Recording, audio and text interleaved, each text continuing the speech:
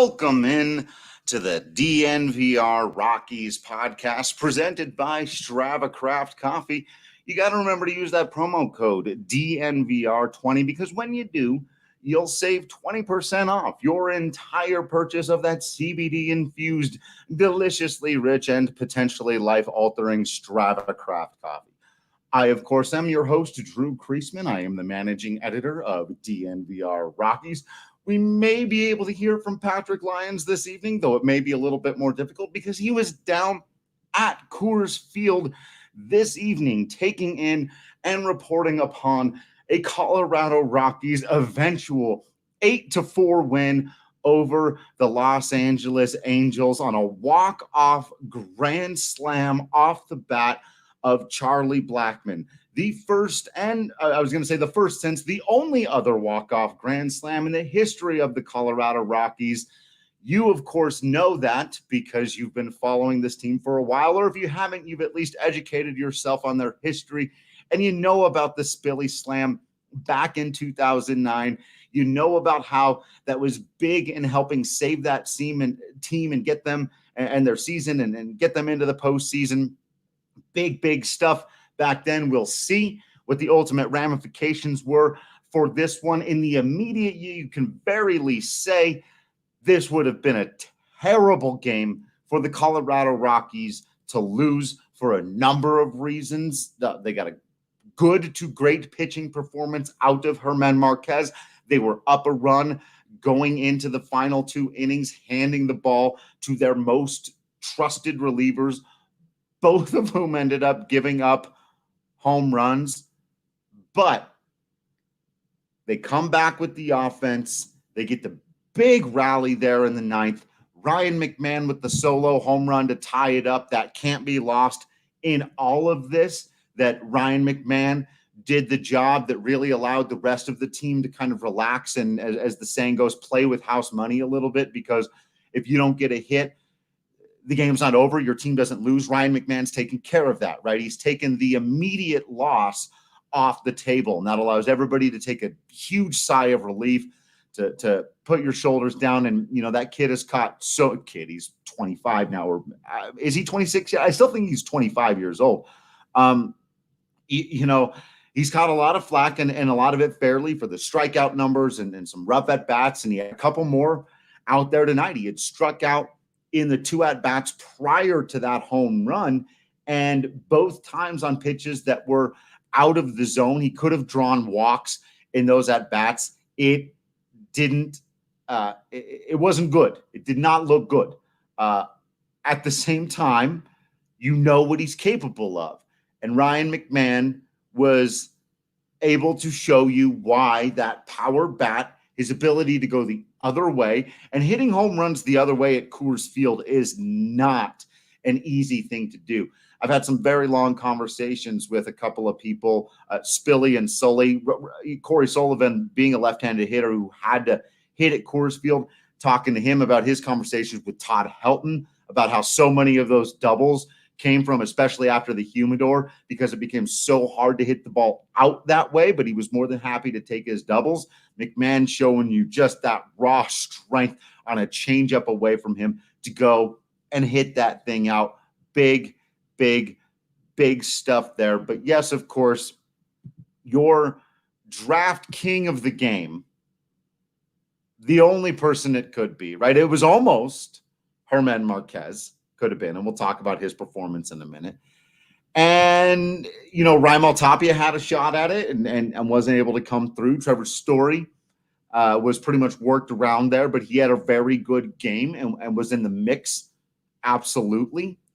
But it's got to be Chuck Nasty himself. When you hit a walk-off grand slam, that's it. That's the end of the story. You are the draft king of the game. Use that promo code DNVR over at that sportsbook app there, but just no doubt about it, right? What a come through. And honestly, he if you were watching, they threw him 4 pitches out of the strike zone, and one of them was called a strike quite graciously by Corey Blazer. It was not close to being a strike, and he'd had a tight zone all night. So Charlie was extremely frustrated, especially once it's a 3-1 count when you're going, the ball game should be over, right? It could be very easy to just get inside your own head or just get frustrated in general. Like, that should be it. That should have been ball 4, bases loaded, walk, game over. If he hits that a line drive right at a guy. Now, on a 3-1 pitch that's handleable, which is what he got, a 3-1 pitch that was very handleable, a piped fastball, then you're super frustrated because the game should have been over. But didn't matter. He hit it over the wall. Really, really clutch stuff from Charlie Blackmon. I've made a big deal over the years about Nolan Arenado being really, really good in the clutch, and we all know that he hasn't been as much lately. Thought he got that one in the 8th, didn't you? I thought he got that one in the 8th, and that could have been a huge swing for Nolan Arenado to hit a 2-run jack that could have been essentially a game winner for his club. But Charlie Blackmon has been almost as good over the years as Nolan Arenado in the clutch. And you saw it out there in this one. Yeah, Hamilton, Joe, that fastball, you can sit on that in a 3-1 count when a guy has been a little bit wild. And particularly, Charlie Blackmon, I've said many times that so much of Charlie Blackmon's success at the plate comes from upstairs, right? Comes from his mind and what he knows a guy is going to do. Raimel Tapia had one of those earlier in the game. Now that's kind of an obvious one. He knew the kid had been a little bit wild, and he also knew he was in a big spot, and he was going to make him throw pitches over the plate, and he threw several outside. And the pressure is all on him right there. And you figure he's going to try to pipe a fastball because he doesn't want to walk in the game-winning run. And so Charlie could have the freest and easiest swing in the world. He knew what was coming, not because of Astros-style stuff or even traditional sign stealing, any of that. He knew what was coming. And contrarian, you're absolutely right. You still have to hit it square. There's absolutely no guarantees. And like I was saying earlier, even if you line it up and hit it 111 miles an hour, it better not be right at the second baseman or right at the right fielder, right? The Rockies had a couple of those tonight. The Rockies were kind of playing pepper with that right center field gap, but Trout and Adele were running stuff down. There was one that dropped earlier. Trevor Story was able to get an RBI double out of it because it was just right in between them, and they almost ran into each other. Rockies caught a little bit of a break there, but they were hitting the ball well. Just some of them were getting caught, and that could have been the case with that final one there with Charlie. He just got it exactly right and got the right launch angle on it, put it over the wall. But those are the differences in the game. And you're right, a little too much, a little too late again. Imagine where this team would be if Nolan could get out of this slump. And Zach, yeah, totally thought Nolan's fly out in the 8th was gone. I thought it was a no-doubter off the bat as well. In fact, and I'm pretty good at judging this. I would say I've got like a 90% success rate at balls off the bat when I say out loud, oh, that's gone. Probably about 90% of the time it's gone.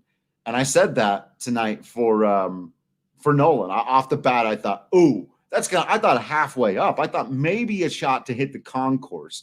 I think the word out of my life, the words out of my mouth at that moment exactly, while the ball was in the air, were he finally got one.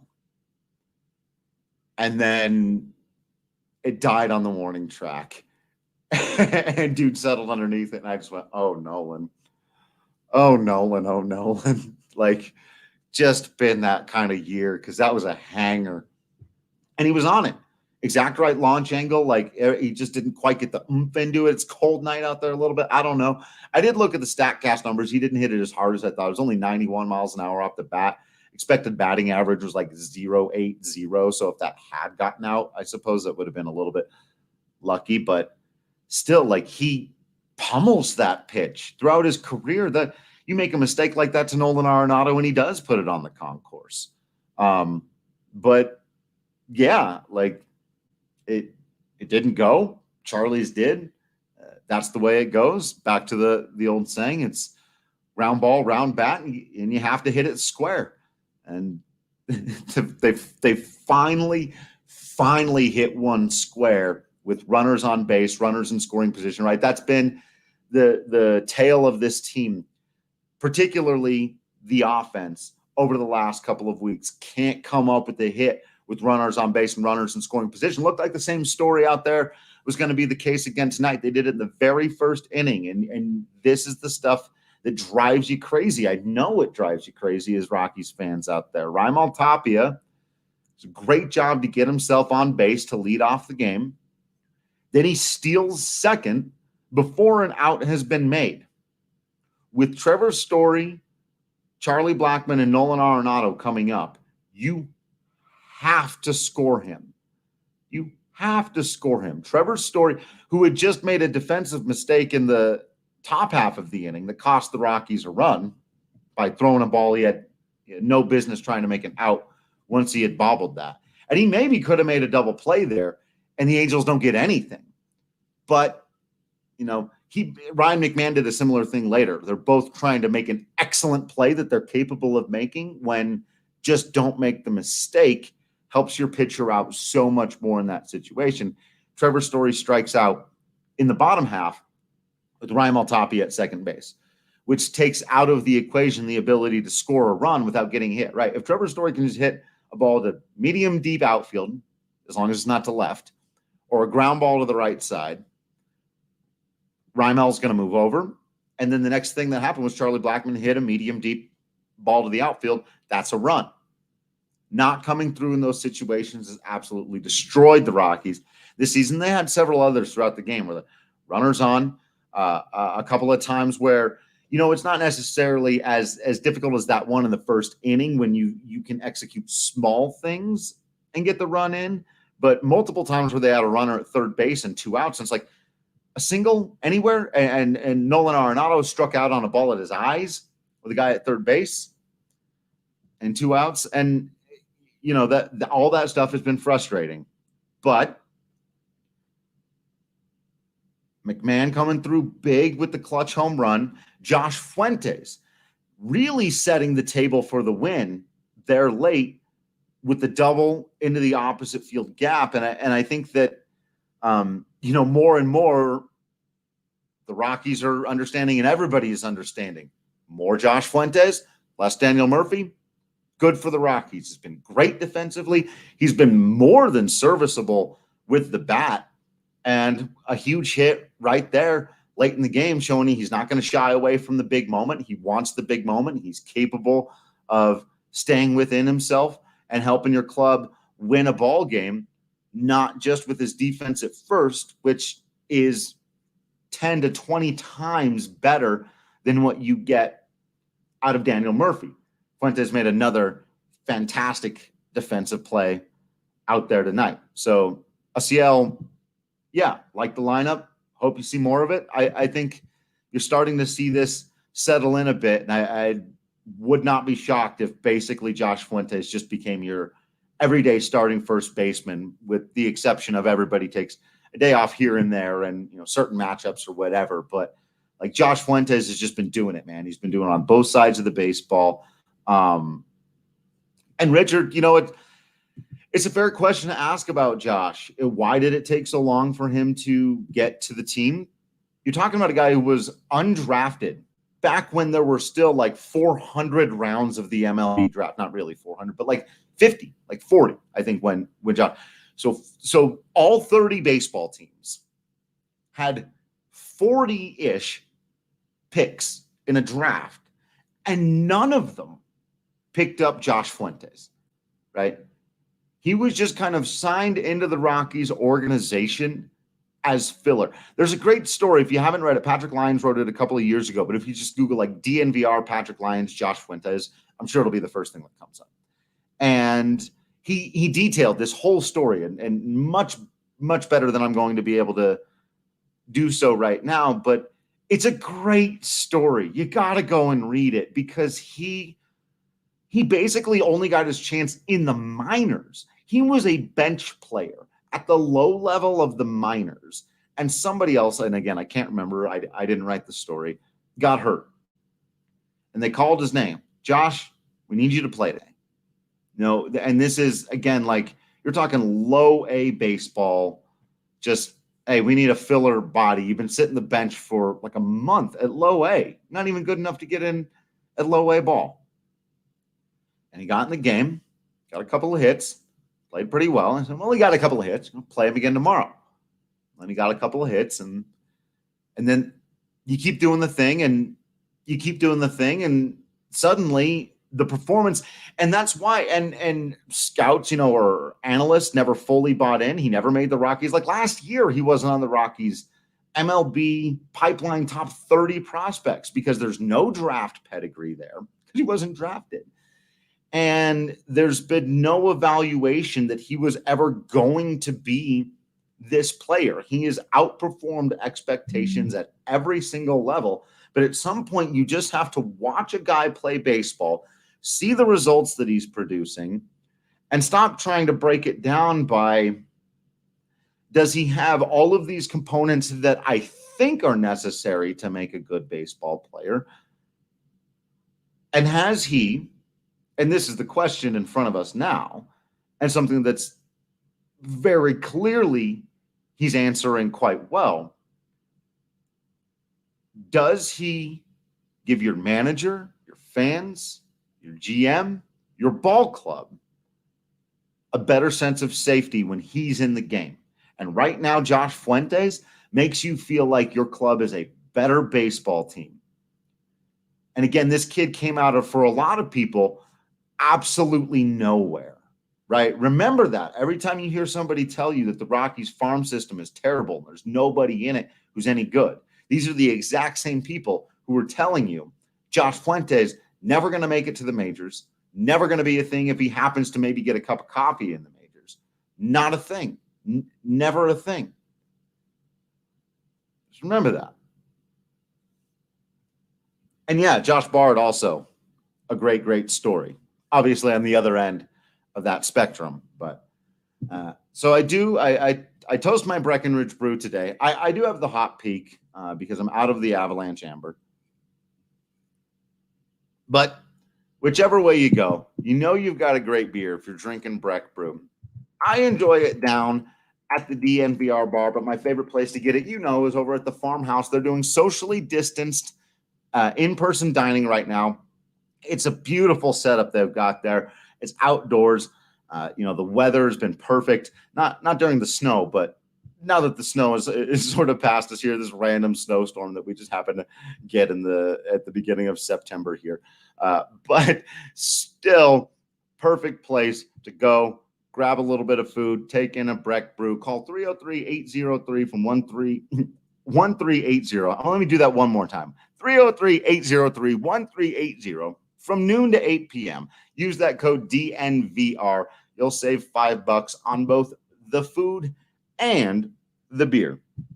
And yes, I do know that Daniel Bard gave up the home run tonight that could have potentially been, I was going to say the game loser. Is that a phrase? But yeah, the game loser.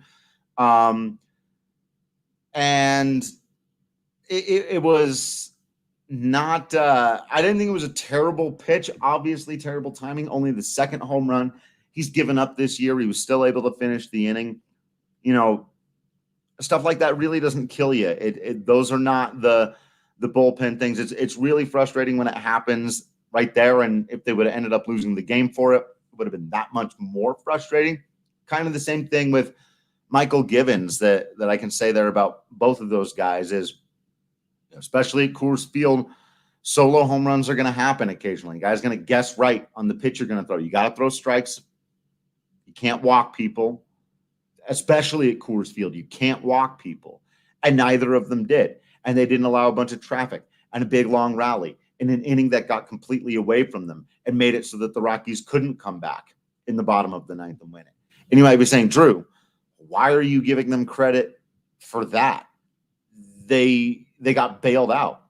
They more or less lost the game, but you're making excuses for these pitchers. I'm comparing them to what the Rockies have had at the back end over the last several years, to the blow-ups that we've seen. from Brian Shaw and Jake McGee and Wade Davis and so on. And because of that, when Givens and Bard finish out those innings, don't let them get away from them, get a couple of strikeouts afterwards and walk off the mound rather than having to make Bud Black come and take the ball away from them. That actually is a net positive for your club. Sequencing wise, man, is it brutal when it's a close game and they give them up. I don't think we've seen the best of Givens yet in a Rockies uniform. He's gotten tagged a couple of times. He's also gotten some big punch-outs. And again, it's the innings don't get away from him. You're not going to be perfect. Nobody finishes the season with an ERA of 0, not even in a 60-game season. Nobody who pitches this year more than 5 innings is going to end with an ERA of 0. The trick is to not, especially at Coors Field, not let those innings get away from you, as we saw happen to the Angels there in the bottom of the 9th. And so, yes, Givens, Bard, try to find a way not to give up those home runs at Coors Field. Keep the ball on the ground a little bit. They're getting fast and loose with the high fastballs. I like that the Rockies are throwing more high fastballs this year, and I think they need to do that. I would, we would have to get really into the granular stuff here, and maybe that's a podcast we can do another time about when is a good idea to throw a high fastball. That's mostly been my issue, but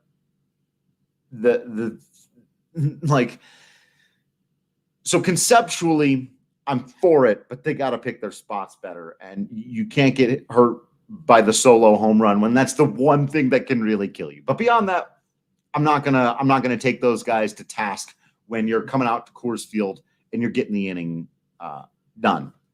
I see the conversation going on here between Richard and is it Wosiwos talking about having more faith in Fuentes rather than Brendan Rodgers.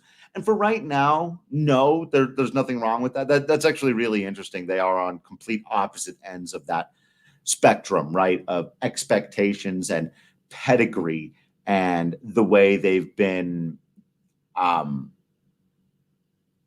sort of discussed and evaluated throughout their careers.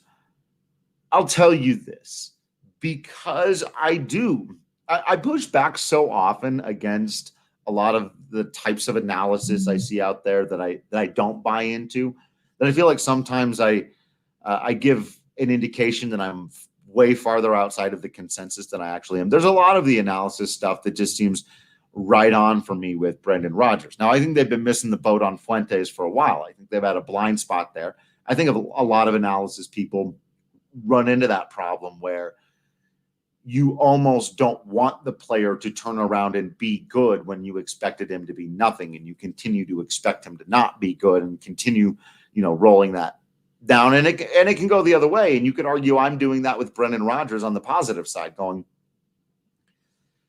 there's just too much talent there.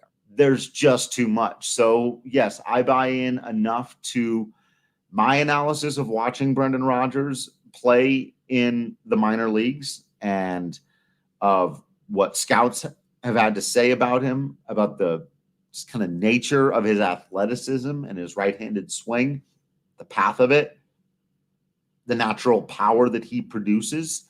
If I had to bet, based on the knowledge that I have accrued in my baseball brain over 33 years of living, I would still say that Brendan Rodgers is the safer bet to have a better career. But right now, if I'm managing the Colorado Rockies, Josh Fuentes is starting at first base until further notice. And Brendan Rodgers, I'm really looking at, let's get you involved next year.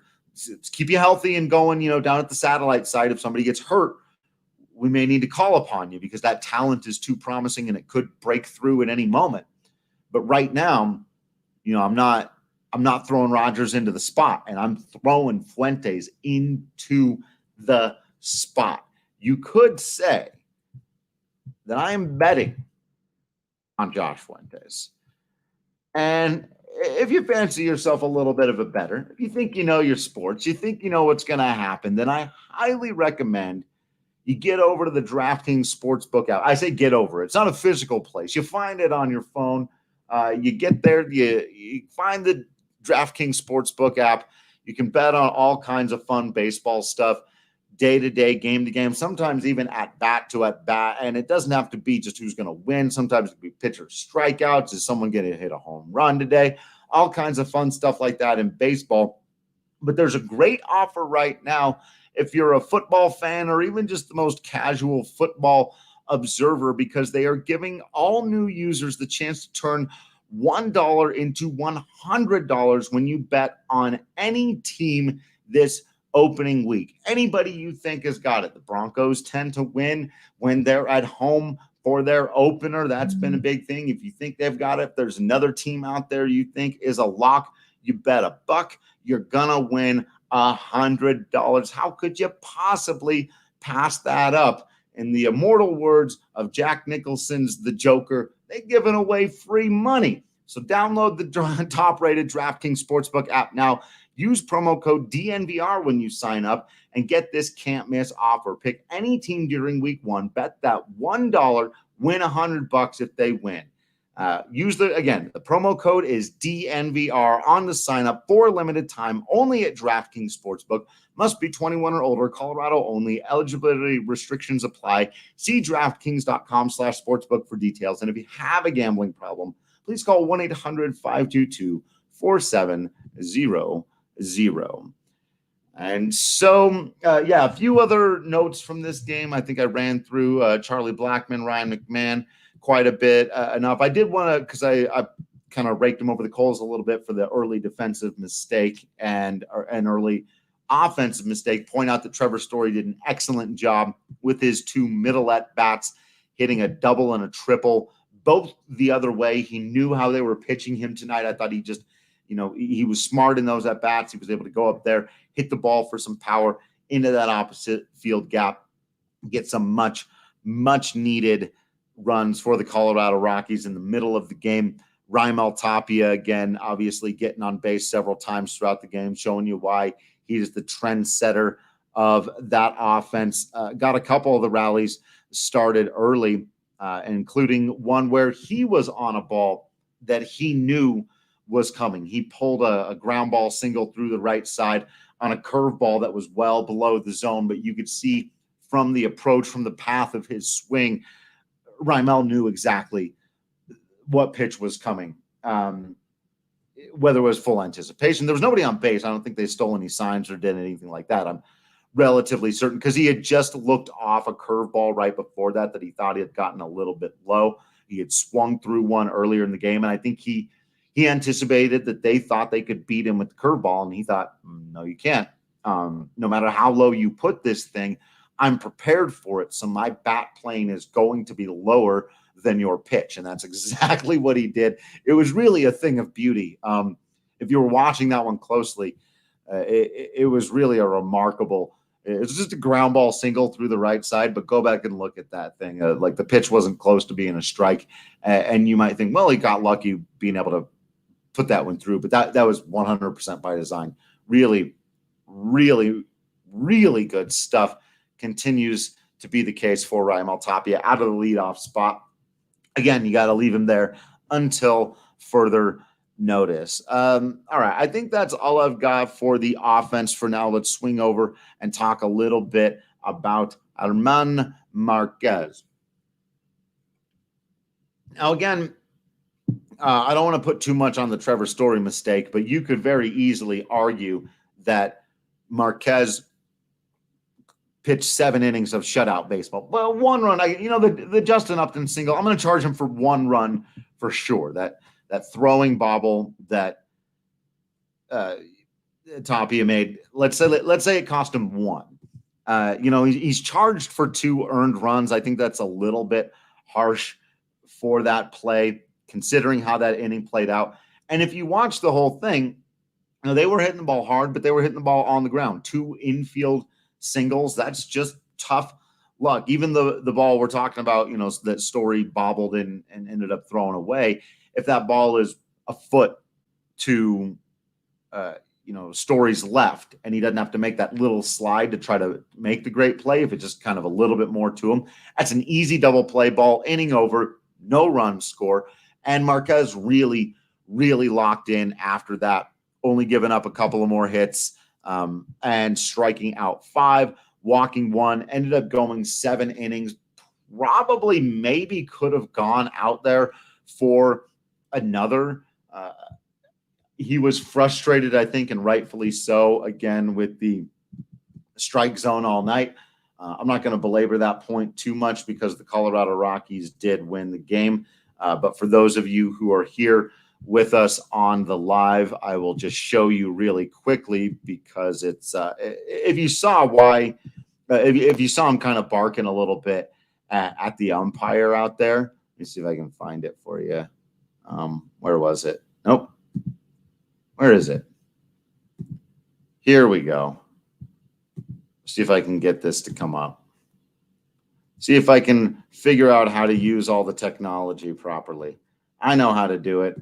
There's our StatCast advanced metrics. There's the look at the number of pitches. That's 1, 2, 3, 4, 5, 6 pitches inside the strike zone that Márquez had called balls, particularly these 3 up here, 1, 2, 3, in that kind of upper corner, which can be a hot spot for pitchers because if you're a right-hander throwing to a right-hander, you're coming up and in on the right-handed batter right there. Or if you're throwing to a lefty, you're trying to stay out and away from his power stroke. And so that's a little bit rough for him. And if not for those calls, I think Márquez goes out there for the 8th inning, honestly. And we're not even talking about Givens giving up a home run because there was at 91 pitches, was getting better as the game went on, was really starting to hit his spots, was finding the strikeout stroke again. And so the ability for him to go 7 after giving up 2 in the first, that is the type of German Márquez we were expecting to see this year, hadn't during that really terrible 4-game stretch. Now these last couple of times out, he's come out and dominated. If he's back into being the best version of himself, that's great news for the Colorado Rockies. This evening, he passed Jason Jennings to become the 6th most strikeoutiest pitcher in the history of the Colorado Rockies. It's a technical term. I had tweeted out erroneously that he was in 5th, and it's actually not because there's somebody else on the team currently who's in 5th. John Gray remains just ahead of German Márquez for 5th place. But both of those guys currently on the team within reach of spots 3 and 4. Maybe this year, probably early next year. In a normal season, both Márquez and John Gray would have moved into slots 3 and 4 on the Colorado Rockies all-time strikeout list. But moving up on those leaderboards is also a positive thing for the 25-year-old. And yes, wildly innocent, you can use strikeoutiest on Scrabble. On Scrabble? In Scrabble. On the Scrabble. Yeah. And it's all one word, strikeoutiest. So if you get triple word score on that, you're doing pretty fantastic on that. My mother's a big Scrabble fan, so she's going to enjoy this part of the podcast.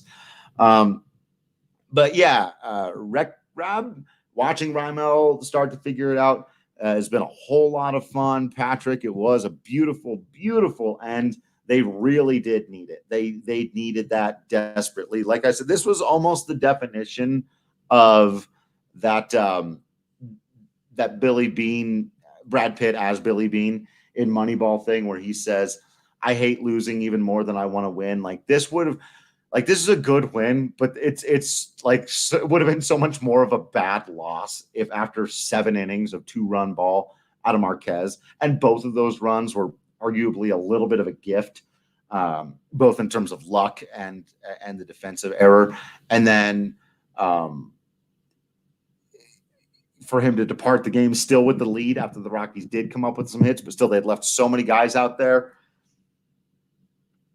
For them to lose that game, everything after just getting swept by the Padres, and to start this homestand, which is going to define their season. They need to dominate this homestand to get back into the playoffs and do whatever it is that they're going to do, right? see if they get into the dance and make a little bit of noise. They need this homestand to have started out on a good note, and now it does. The energy, you gotta hope that the energy from something like that can continue to build for this team, make them feel like anything is possible now. They can get the big hit in the big moment. They can win the game that feels like everything is going against them. Maybe they've come over a mental hurdle. I asked Kyle Freeland today in a press conference about sparks and finding a spark. And he said, it's not going to be one thing. It's not going to be one home run. Sorry, Charlie. And it's not going to be one performance or one guy coming back, talking about David Dahl. What it's going to be is all of us need to play good baseball. We need to do that consistently for a couple of games and show ourselves that that's who we really are. And that'll carry forward and we'll be a good ball club again. It's kind of easy to say, but, and I'm obviously paraphrasing here, but yeah. And believing that you can win under any circumstances is a big part of that. And pulling out an 8-4 win like that, huge, huge stuff. Wild the Innocent is a great question. What does tonight's Giants COVID shutdown mean for the season? I don't know. Obviously, it's developing situation. I would imagine, the Giants and the Padres are not going to play this series right now. It could put some weird and interesting pressure on both of those teams if it's been kind of standard for what's happened so far with like the Marlins and the Cardinals and stuff, where a bunch of late season double headers are getting scheduled. That'll be really interesting from all of our perspectives, right? Because the Giants and the Padres are now we'll see if the Padres are still battling the Rockies. If they take off a little bit here and they're comfortably in second place in the NL West, then it may be more the Giants having to play a bunch of doubleheaders. That'll be interesting from a Rockies perspective. But it's tough to win. It's just tough to go on a run in doubleheaders one way or the other. You tend to split those, and it can be tiring going into any kind of postseason. So that's the only thing I can think of. Other than that, you just really don't know. You got to play these things by ear. This is the era we live in, right? You find out what's going on. You see who ends up taking the field. For the Marlins, they just rolled out a bunch of dudes and ended up winning some games. It's just weird. That's what happens. But obviously, for right now, if both of those teams aren't playing, it's just an opportunity for the Colorado Rockies to focus entirely on themselves, not worried all about what the Giants are doing, not worried all about the Padres pulling away, and just focus on winning games. And naturally, you'll gain ground if you do that. If other teams aren't playing and you're winning, you gain ground. And so play the games in front of you. You got to take care of business against these Angels. You got to be at your height of confidence when it's time to play the A's and the Dodgers. And if you play them well, then the chance that you finish your season at your best is pretty high. But that's what they have to beat. That's it. That's the formula from here on out. There's no other, try to see if you can get Nolan Arenado hot. It's the only other thing I can think of. But we'll have plenty of time to discuss much more of this in the podcast and on Twitter in the next couple of days. So make sure you're following all that stuff. Make sure you are following on social media at Drew Creasman, at Patrick D. Lyons, at DNVR_Rockies. You got to subscribe to the DNVR.com so you don't miss out on any of that written content. Plus, you get discounts on all kinds of merchandise, including this hat and this long sleeve shirt that I am currently wearing now that the weather is cooling off a little bit. Able to bust out the Tony 2 bags 3/4 sweat shirt. What is I don't know the technical term for this, but it looks super fly and it's very, very comfortable. Wild the Innocent asking me about tomorrow's pitching matchup before I get out of here. That seems fair. That seems a reasonable question to ask, even though I'm right in the middle of my sign off. Mildly rude. No, it's not at all. I could have chosen to ignore you, but I didn't.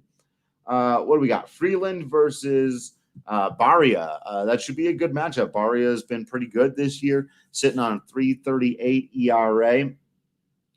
He's been a little bit home run prone, but he's just been a pretty solid pitcher. I think the Rockies, again, are going to want to get into this Angels bullpen that has not been good. Probably solid idea to work the counts early, try to drive up the pitch count.